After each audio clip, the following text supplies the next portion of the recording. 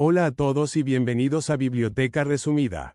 Aquí encontrarás los mejores resúmenes de libros, perfectos para aquellos que aman la lectura, pero que no siempre tienen el tiempo para leer cada página. Si te gusta el contenido, no olvides suscribirte al canal para no perderte ningún resumen. Vamos a empezar. Resumen de la estafa emocional de Belén C. Tarnowski. Capítulo 1. Puede que estés sufriendo con una psicópata o una narcisista y no lo sabes. Durante mucho tiempo, viví pensando que todo se podía resolver con amor, paciencia y comprensión.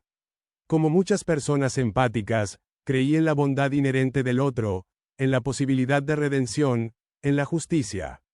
Me costaba poner límites y me dolía imaginar que alguien pudiera lastimar a otro sin culpa o sin darse cuenta. Pero esa esperanza fue erosionada por experiencias que me llevaron a ver el mundo tal como es, poblado por personas con estructuras narcisistas y psicopáticas que abusan de quienes tienen la sensibilidad de preocuparse por el otro. Tal vez llegaste a estas páginas creyendo que lo tuyo era solo una relación tóxica. Sentías angustia por no poder dejar a esa persona, por no comprender por qué regresabas una y otra vez a su lado, aunque sabías que no te hacía bien. Quizás te sentiste culpable, confundido, solo, con una vaga intuición de que algo estaba mal, pero sin poder nombrarlo. Esa es la trampa perfecta. No saber que estás siendo manipulado, anulado, utilizado, mientras el mundo alrededor te señala por no haberlo visto venir o, peor aún, por no haber huido. Lo que quiero contarte aquí no es una teoría distante. Es el reflejo de lo que viví y de lo que viven miles cada día. El abuso narcisista no es exclusivo de las relaciones de pareja. Está presente en amistades, vínculos familiares, espacios laborales, e incluso en entornos educativos. Son relaciones marcadas por la manipulación emocional, la cosificación del otro y una violencia muchas veces imperceptible para quienes están fuera. Es el infierno silencioso de la estafa emocional. El sistema nos entrena para no defendernos. Nos educan para callar, para justificar el maltrato, para sostener la idea de que algo habremos hecho. Nos avergüenza hablar del abuso emocional porque aún se lo minimiza. Pero quiero que sepas que no estás solo ni estás loco. Si alguien te arrasó emocionalmente, te sedujo con promesas de amor eterno y luego te culpó, te insultó, te hizo sentir insuficiente, pero siempre volvió, o tú volviste, no fue casualidad. Fuiste víctima de un vínculo abusivo, un engaño cuidadosamente planificado por alguien que necesitaba tu dolor para sentirse poderoso. Hay personas que, por su estructura, están diseñadas para devorarte emocionalmente. No te aman, te necesitan para sobrevivir a su vacío. Viven en un plano donde no hay empatía, donde no hay verdad. Por eso mienten, manipulan, seducen, y te hacen creer que todo es culpa tuya. Y tú, en tu desesperación, intentas salvarlos, como si el amor pudiera curar lo incurable. Esto es una estafa emocional. Un contrato falso en el que tú das todo, pero ellos nunca cumplieron con lo prometido. No por error, sino porque nunca tuvieron la intención de hacerlo. Capítulo 2. Comprendiendo en profundidad la personalidad narcisista y la personalidad psicopática. Cuando hablamos de personas narcisistas o psicopáticas, no nos referimos a locos, descontrolados o criminales cinematográficos. Hablamos de estructuras de personalidad que habitan nuestra vida cotidiana. El jefe encantador que te humilla a puertas cerradas, la amiga que te manipula desde una falsa compasión, el padre o madre que utiliza el chantaje emocional como forma de control. Estas personas tienen algo en común. Una profunda desconexión emocional, una ausencia de empatía, y una necesidad incesante de validación y poder sobre el otro. He recopilado, basado en años de experiencia, estudio y trabajo con víctimas, un listado de rasgos que caracterizan a estas personalidades. Entre ellos, el sentimiento de superioridad, la desvalorización constante de los demás, la victimización como herramienta de manipulación, la envidia disfrazada de crítica constructiva, la proyección, el egocentrismo y la vida centrada en la validación externa. Todo esto conforma la personalidad narcisista, que puede presentarse de manera estructural o como una acumulación de rasgos adquiridos por cultura o repetición. Existen distintos tipos. Los narcisistas abiertos, claramente visibles. Los encubiertos, que son aún más peligrosos por su disfraz de humildad y bondad. Los que solo tienen rasgos, y aquellos que han llegado al punto de convertirse en auténticos depredadores sociales. Este último grupo se corresponde con la personalidad psicopática. Los psicópatas poseen todos los rasgos del narcisismo, pero los llevan al extremo. Además, suman otras características aún más peligrosas. Manipulación experta, capacidad camaleónica para disfrazarse, carencia total de remordimiento, sadismo, mentiras compulsivas, encanto superficial y una fascinación por ejercer poder a través del sufrimiento ajeno. Lo más perturbador es que pueden hacer todo esto sin levantar sospechas. Su inteligencia emocional, aunque vacía, es funcional a sus fines. Pueden fingir afecto, simular amor, hacerse pasar por víctimas. Muchos de ellos jamás han lastimado físicamente a alguien, pero han destruido emocionalmente a decenas. Su violencia es sutil, progresiva, y su objetivo no es solo obtener algo de ti, sino vaciarte por dentro y dominarte completamente. Debemos comprender que estos individuos no cambian. No están buscando sanar, están buscando sobrevivir, alimentándose de tu energía emocional. Y cuanto más empático eres, más atractivo te vuelves para ellos.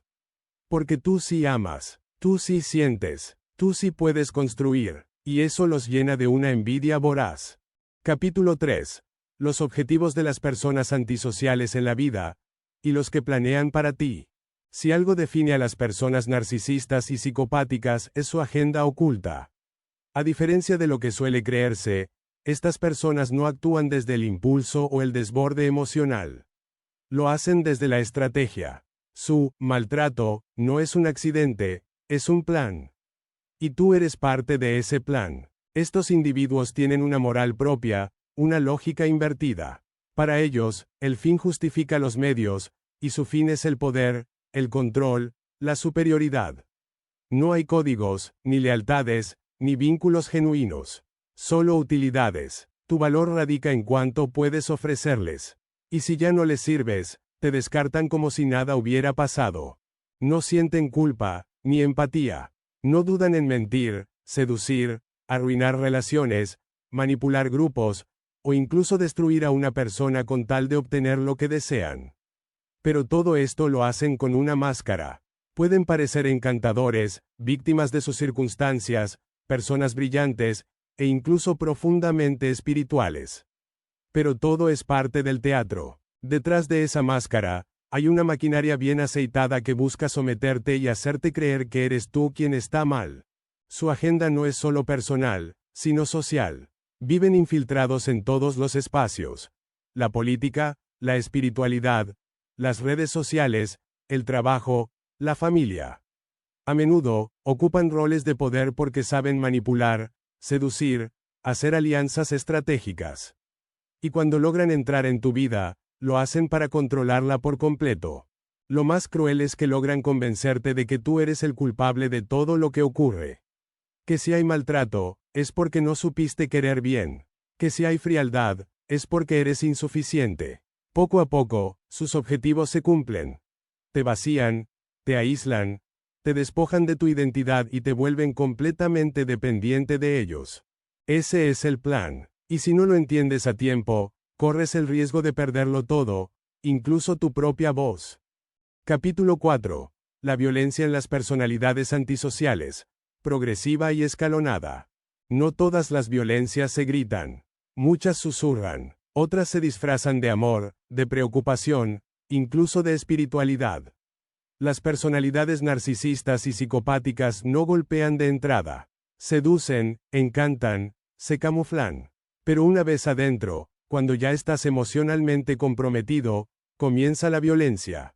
Y no lo hace de forma evidente. Es progresiva, escalonada, diseñada para que no te dé cuenta hasta que ya es demasiado tarde. Existen 3 tipos de violencia que estas personalidades ejercen con precisión quirúrgica. La primera es la violencia utilitaria. Aquella que usan como herramienta para obtener algo de ti. Puede ser dinero, estatus, servicios, atención. Se presenta con un disfraz amable, pero detrás de cada gesto hay un cálculo. La segunda es la violencia perversa. Es la que busca dañarte directamente. No porque les sirva para algo, sino porque disfrutan viendo cómo te derrumbas. Es el placer sádico de ver sufrir al otro, de comprobar que tienen poder sobre tu estado emocional. Y la tercera es la violencia por reacción. Aunque muchas veces se presenta como respuesta a tu agresión, no es más que un juego de roles invertidos. Ellos provocan, manipulan, te llevan al límite, y cuando explotas, te acusan de ser el agresor. Entonces se victimizan, lloran, gritan que no pueden más contigo. Y tú, cargado de culpa, vuelves a pedir perdón. Todo esto se sostiene en dos pilares internos profundamente arraigados en estas personalidades: el sentido de derecho y el sentido de propiedad. El primero los lleva a creer que todo se les debe. No conciben el no, porque sienten que merecen todo lo que desean. El segundo los lleva a verte como un objeto que les pertenece. Tu cuerpo, tu tiempo, tu atención, tu energía emocional. Todo les pertenece, y si decides retirarte, se sienten traicionados, robados, despojados. Porque para ellos, no eres una persona, eres una extensión de su voluntad. La violencia que ejercen es muchas veces invisible para los demás. No deja moretones en la piel, pero sí fracturas en el alma. Y lo más cruel es que te convencen de que esa violencia es amor. Que te lastiman porque tú no los comprendes, porque no supiste estar a la altura. Pero no es amor, es poder. Capítulo 5. ¿Dónde te los puedes encontrar? Contextos típicos. Los narcisistas y psicópatas no viven en castillos tenebrosos ni usan capas negras.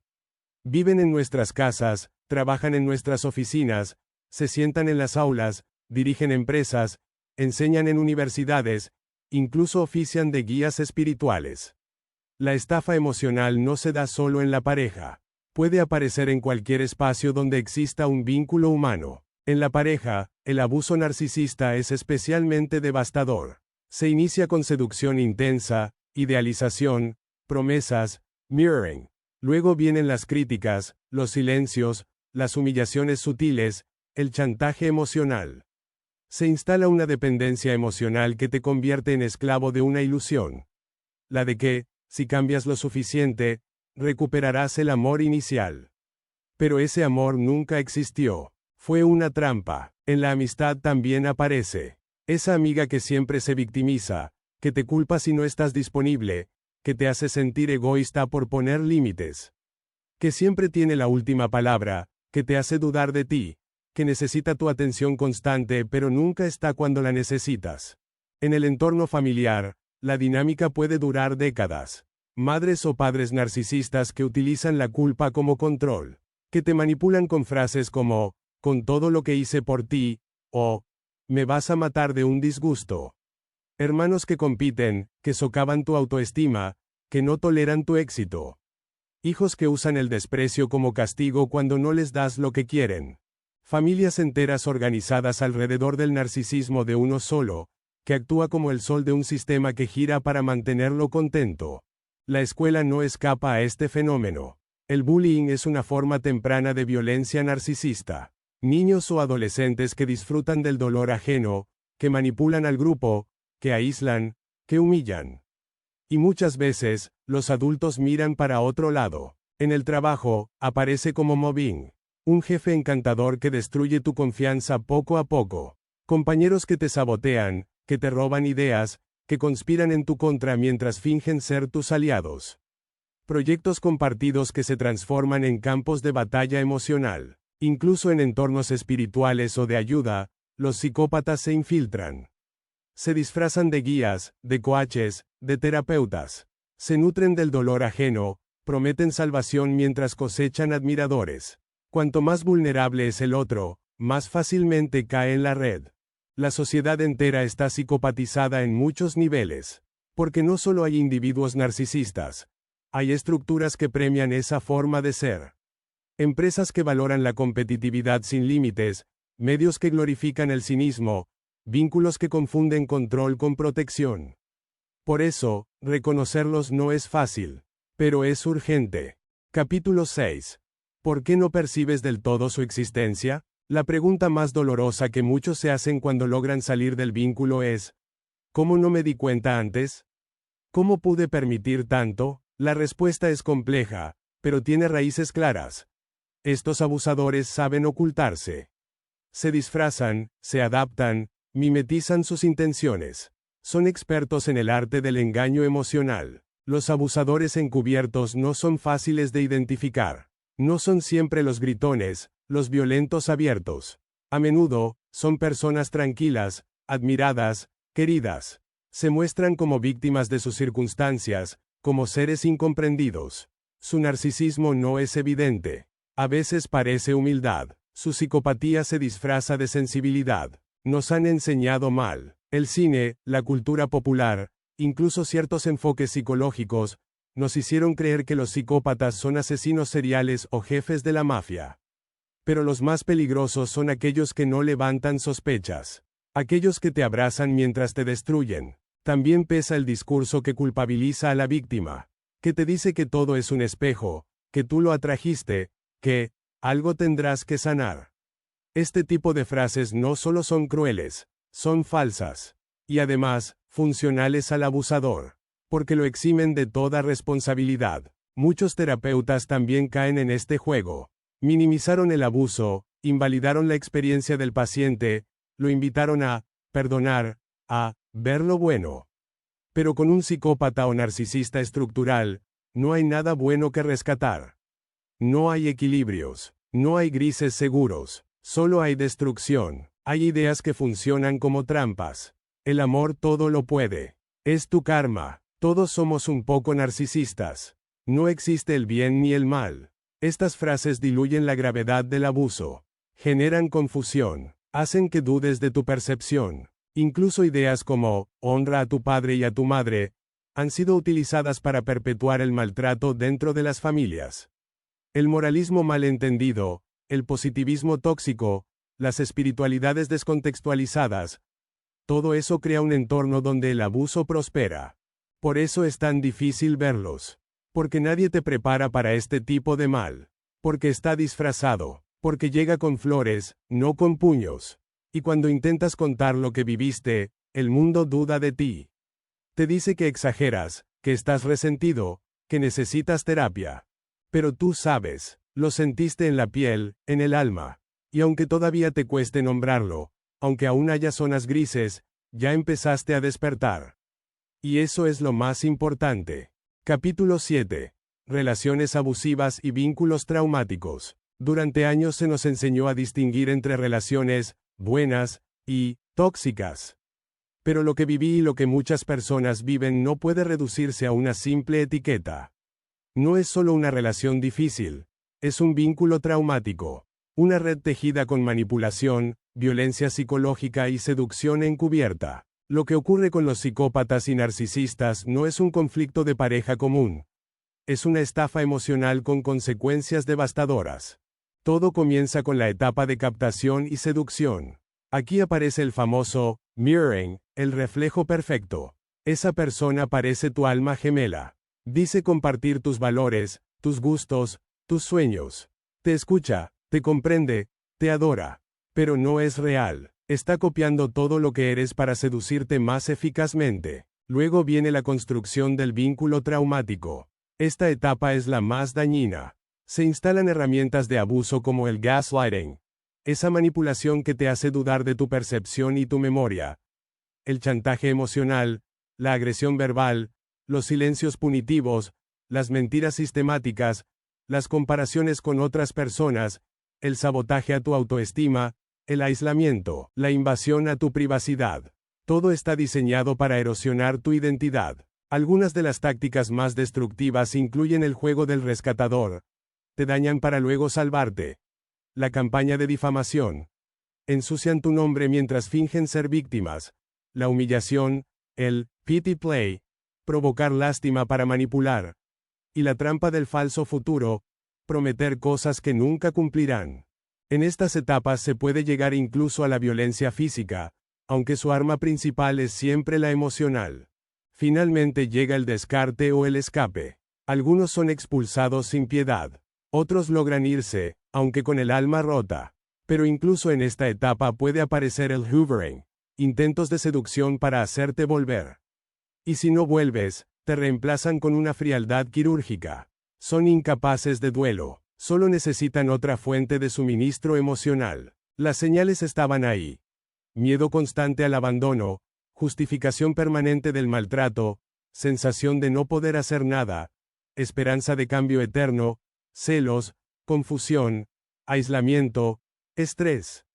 Pero cuando estás adentro, es casi imposible verlas con claridad, porque el vínculo se convierte en adicción emocional, y salir de él, en un acto de supervivencia. Capítulo 8. Consecuencias de las relaciones abusivas en las víctimas y sobrevivientes, vínculo traumático, trauma complejo y el ataque a tu sentido de realidad. Salir de una relación con un psicópata o un narcisista no significa que el infierno terminó. Muchas veces, apenas comienza. Las consecuencias emocionales, psicológicas y físicas que deja este tipo de vínculo son devastadoras. No hablamos de una ruptura común. Hablamos de un trauma complejo, de un ataque sostenido a tu sentido de realidad. Estas relaciones generan un daño psicológico profundo porque se construyen desde el engaño y la manipulación. Te hacen dudar de quién eres, de lo que vales, de lo que viste y sentiste. Te instalan una voz interna que te repite las frases del abusador. Sos exagerado. Todo está en tu cabeza. Nadie más te va a querer. Esa voz no desaparece fácilmente. Una de las secuelas más graves es el vínculo traumático. Esa dependencia emocional que te hace desear volver, incluso sabiendo que te destruye. El cuerpo se acostumbra al ciclo de estrés, a la adrenalina, al refuerzo intermitente. Y cuando ya no está, aparece el vacío, la abstinencia, la culpa, el pánico. Muchas víctimas intentan racionalizar lo vivido, minimizarlo, incluso justificar al agresor. Todo eso es parte del daño. Otro efecto habitual es el síndrome de estrés postraumático complejo. La víctima puede presentar insomnio, ansiedad, hipervigilancia, ataques de pánico, pérdida de memoria, anedonia, dificultades para confiar, disociación emocional. A esto se suma la revictimización social. Nadie entiende lo que pasó. Te preguntan por qué no te fuiste antes, por qué volviste, por qué no lo denunciaste. Y así, el dolor se duplica. La gente no suele recuperarse fácilmente porque no encuentra entornos que comprendan la magnitud del trauma. Porque las terapias convencionales no alcanzan. Porque el discurso social aún minimiza el abuso emocional. Porque hay una parte de uno que aún ama, aún espera, aún cree que todo fue una pesadilla. Pero no fue un sueño. Fue real. Y es necesario nombrarlo, entenderlo, procesarlo para poder sanar. Capítulo 9. Sobre la recuperación. Llegar a este punto no es el final del camino, es el comienzo. Comprender que fuiste víctima de una relación abusiva no te devuelve la paz, pero te devuelve el poder. Es como recuperar la vista después de años de oscuridad. Al principio duele, pero luego empezás a ver con claridad todo lo que antes parecía confuso. El proceso de recuperación tiene etapas. La primera es el descubrimiento. Ese momento en que conectás con tu intuición, con tu discernimiento, y empezás a investigar lo que te está pasando. Muchos se quedan aquí, leyendo compulsivamente sobre narcisismo, viendo videos, buscando explicaciones. Pero no basta con entender. Hay que elaborar el dolor. La segunda etapa es la terapia psicológica especializada. Es fundamental trabajar con profesionales formados en trauma complejo y abuso narcisista. No cualquier terapia sirve. Algunas incluso pueden dañar más. Porque si el terapeuta minimiza lo vivido, o te lleva a perdonar, sin validar tu experiencia, te reabre la herida. La tercera etapa es el desarrollo personal. Reconstruirte desde las ruinas. Volver a habitar tu cuerpo, recuperar tus vínculos sanos, resignificar tus creencias, volver a confiar en tu intuición. Es un proceso largo, no lineal. Habrá retrocesos, habrá recaídas. Pero también habrá avances. La clave es no volver a entregarte ciegamente. Aprender a ver las señales. A poner límites. A decir que no sin culpa. A reconocer que no todos pueden ni deben quedarse en tu vida. Porque tu paz vale más que cualquier vínculo. Salir de una estafa emocional no es solo salir de una relación. Es salir de un sistema que te enseñó a soportar lo insoportable. Es aprender a elegirte, a protegerte, a no negociar tu dignidad. Y hasta aquí el resumen de hoy en Biblioteca Resumida. Espero que te haya gustado y que te animes a leer el libro completo. Si te pareció útil o interesante, no dudes en darle un pulgar arriba, eso nos ayuda muchísimo. También te invito a suscribirte al canal para que no te pierdas los próximos resúmenes. Gracias por vernos y hasta el próximo libro.